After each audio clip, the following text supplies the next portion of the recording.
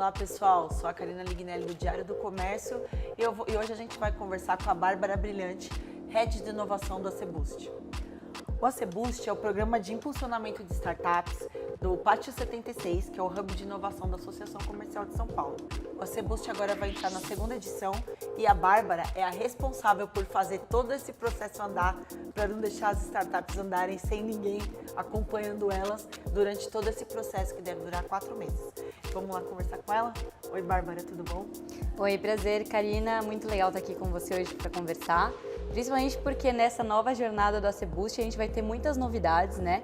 A gente fez várias reformulações do programa, da primeira etapa para cá. Então, acho muito legal contar um pouquinho para você. O ano passado foi a nossa primeira edição do ACBoost. A gente teve 20 startups impulsionadas, né, durante o programa. Mas uma das coisas que a gente aprendeu durante o programa foi que a gente poderia trazer mais interação entre os conselheiros do CONIN, do Conselho de Inovação, e as próprias startups. Então, Bárbara, além de você, né, que já está cuidando de todo esse processo, pilotando essa edição do programa, quem são os mentores que já atuam no ACBoost e qual é a novidade que vai vir com a participação do Conselho de Inovação da Associação Comercial de São Paulo? Eu dei esse pequeno spoiler, né, já no início, falando, né, que a gente vai ter mentores CONIN, mas a gente tem 3 categorias de mentores envolvidos agora no ACBoost, né? A gente tem o mentor CONIN, então são conselheiros do CONIN que vão participar em checkpoints específicos durante o programa com o critério de avaliar essas startups e o andamento para fazer uma validação de que ela está se desenvolvendo conforme a gente esperava. A gente tem os mentores de acompanhamento do Sebrae. Eles sim, né, são designados para fazer a gestão do desenvolvimento da startup durante o programa. Então, durante o programa, elas vão estar tendo mentorias, elas vão estar trabalhando nas trilhas que a gente está programando para que cada uma siga. Sim. E esse mentor de acompanhamento do Sebrae vai estar acompanhando ela em todo momento para verificar se ela está cumprindo, se ela está precisando de uma assistência numa área diferente, de repente, e validar para que lado levá-la. E o terceiro tipo de mentor que a gente tem é o mentor de mercado, né? Que a gente chama de mentor de mercado, porque ele atua em pontos específicos. Então, por exemplo, uma startup que precisa de uma mentoria sobre alguma coisa relacionada ao financeiro, é um mentor de mercado que é designado pelo mentor de acompanhamento a prestar essa mentoria para a startup. Entendi, legal. E assim, como você é responsável por todos esses processos, né, que desse período de 4 meses que elas serão acompanhadas, que elas vão participar desse programa de impulsionamento, você poderia detalhar um pouquinho cada processo desse? Claro, eu acho que o primeiro processo, já macro até de certa forma, já começa na própria inscrição, né?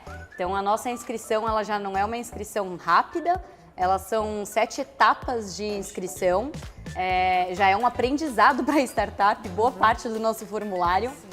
Até da primeira edição, muitas startups comentaram com a gente: nossa, preenchendo o formulário de vocês, eu percebi que tinham coisas que eu ainda não tinha me ligado que eu precisava saber sobre o meu negócio. Sim. Então, o nosso formulário de inscrição, que já está disponível, né, no nosso site, ele tem etapas que vão direcionar essa startup para o que é o momento real do negócio dela. Isso já também classifica uma segunda etapa, né, que independente de se essa startup passar para participar do programa ou não, a gente já vai ter, através do formulário dela de inscrição, dados suficientes para entender o momento daquela startup e, se ela não passar para o ACBoost, direcionar ela para um programa de um parceiro. Então, a outra característica do ACBoost é que aqui ninguém fica sem uma resposta, né? Então, se não for o momento para o ACBoost, com certeza é o momento de algum programa de parceiros. Sim. E aí, aquelas que entram para o ACBoost, então, a primeira etapa do programa, né? Ele consiste em um check-up de entrada, onde a gente gera um laudo de quais são as fragilidades do negócio daquela startup naquele momento, né? Porque é muito comum a gente ir para programas com mentorias, né? A gente ir em alguns processos onde a gente acaba, e eu posso falar isso até como startup, porque eu também tenho startup, E eu tive essa experiência de estar do outro lado, de a gente ir atrás de mentorias que a gente acha que é o que a gente precisa. Sim. Mas, na verdade, não é o que o nosso negócio precisa para aquele momento, né? Sim. Então, esse laudo, nesse primeiro momento, né, esse check-up, ele gera um laudo que serve para que nós, dentro da nossa metodologia do ACBoost, possamos indicar um desafio de uma trilha específica para as startups cumprirem de desenvolvimento durante o ACBoost. Num segundo momento, então, feitas essas trilhas, né, definidas as trilhas que cada startup vai seguir, né, isso eu estou falando, a gente está, dessa vez, para selecionar até 60 startups para esse primeiro momento. Essa trilha que você falou seria o que especificamente, para a gente entender um pouquinho melhor? Por exemplo, né, tem startups que já estão muito desenvolvidas em quesitos de venda, em quesitos de marketing, mas ainda existem questões de governança e jurídica que não estão tão à frente. Entendi. E para ela poder escalar o negócio dela, ela precisa levar em conta essas questões. Então, uma das trilhas, por exemplo, é a trilha de jurídica e governança. Existem trilhas financeiras, existem trilhas de vendas em si também, né? Porque a gente até brinca que é muito habitual que às vezes a gente se prende tanto em fazer pitch que a gente se esquece de criar um discurso de venda de fato, né? Sim. Então isso também é algo que é uma trilha tratada. E existem também as trilhas coletivas, né? Então, assim, cada startup ela recebe seu laudo, ela tem a sua avaliação e a trilha designada. Mas existem as trilhas coletivas, né? Então, temas como negociação, temas como governança em si também, como investimento, né? São temas que são abordados em trilhas coletivas, então em workshops para todas as startups do programa participarem. E elas acabam trocando ideias entre si, né? Sobre Muito. o que cada uma teve ou de dor ou de aprendizado. Isso também é bom, essa interação é boa também. É bom e, na verdade, é onde surgem grandes negócios e oportunidades, né? Isso a gente teve uma experiência muito positiva com o primeiro ACBoost já, e que já vem caminhando até como uma base para a nossa comunidade que está em criação, né? Porque a interação entre as próprias startups, a gente percebeu que tem um caráter de complemento entre elas dos negócios, que uma consegue suprir a outra em algo. Então a gente consegue gerar um ecossistema dinâmico. Que legal. Né? Deixa eu fazer uma pergunta, curiosidade. Existe algum, não diria modelo de negócio, mas assim, algum segmento específico que tem mais aderência ao programa? Assim, sabe, por exemplo, fintechs. A gente é um exemplo de fintech. Alguém, se é do setor financeiro, se é do setor de serviços, se é do setor de varejo. Existe algum segmento específico que procura esse impulsionamento, assim? Ou é tudo muito misto, assim, muito...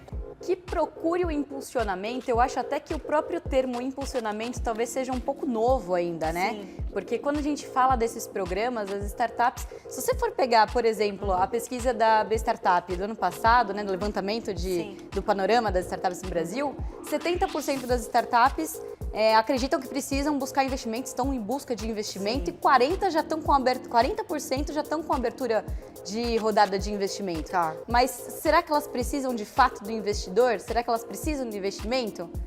A gente, quando vê, 30% das startups hoje do Brasil estão em fase de validação e 30% estão em fase de operação de fato. Sim. Mas quando a gente vai falar, por exemplo, de escala, isso já cai para 8%, menos de 10%. Então, de fato, aonde está o problema? A gente acredita muito que é a abertura de mercado para essas startups. Sim. Então, essas startups que estão no cenário de validação, no início de operação, é um fit muito grande com o que a gente tem hoje para o ACBoost.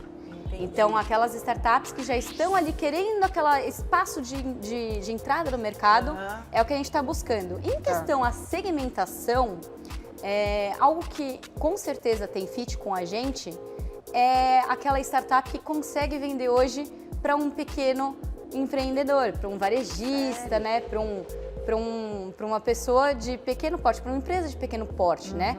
Mas também, soluções, né, para pequeno porte, para empresa de pequeno porte. Isso, porque é muito normal as startups elas terem soluções muito robustas que aí na hora de vender são caras. Exatamente. Então, para elas entrarem no mercado, elas já entram com uma desvantagem muito grande. Sim. Ao mesmo tempo, quando elas entram com um serviço muito completo, elas têm uma vantagem na hora que elas vão falar entre empresas grandes, porque aí com empresas grandes elas têm a vantagem do preço. Sim. Mas, isso é até uma outra experiência legal que a gente teve aqui no primeiro AC Boost. A Invenis é uma empresa que participou do primeiro AC Boost e ela tem essa característica de que ela tinha no portfólio dela clientes muito grandes, mas ela não tinha experiência ainda em vender para pequenas empresas, para empresas de pequeno porte. Então, hoje, né, depois do processo do AC Boost, ela já está em impulsionamento, em conversa com a associação comercial, inclusive a associação já está em uso da própria plataforma da Invenis, para desenhar esse modelo de como vender, então, para pequenos empreendedores, né? Eu acho que esse é o grande diferencial, muito além do selo de inovação, que já é um peso para essa startup, é a possibilidade dela, de fato, sentar para falar de negócio com a associação e degustar de uma abertura de mercado. Muito bom. Uma característica interessante, você falou do pitch, né? Geralmente quem participa disso tem que fazer o pitch primeiro. E aqui já é um pouco diferente. Por quê? Conta um pouquinho disso pra gente. Ela vai ficar depois, né? Essa questão de vender o produto. Como é que ficou isso aí? Conta pra gente essa novidade. É um pouquinho novidade, né? A gente tem o pitch lá nas inscrições, né? Sim. A última etapa de inscrição, a startup envia o pitch pra gente, mas durante o programa, né? Depois que ela entra num período de desenvolvimento, né?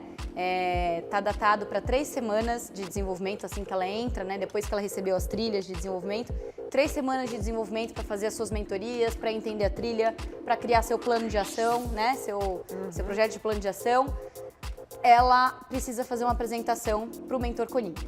Então, todas as startups vão fazer uma apresentação para o Mentor Conin para explicar ali que eles entenderam qual foi a proposta do desafio da trilha que foi implicada a eles, né? Que eles entenderam o laudo que foi recebido por eles, que eles sabem o que fazer e como fazer e que eles têm engajamento suficiente para continuar no programa. Tá, entendi. E aí, nesse momento, a gente vai ter um filtro, né? A gente faz uma análise dessas startups e aí daquelas até 60 startups que entraram, a gente vai passar a levar à frente até 30 startups. E aí essas 30, sim, vão num desenvolvimento final rumo ao selo.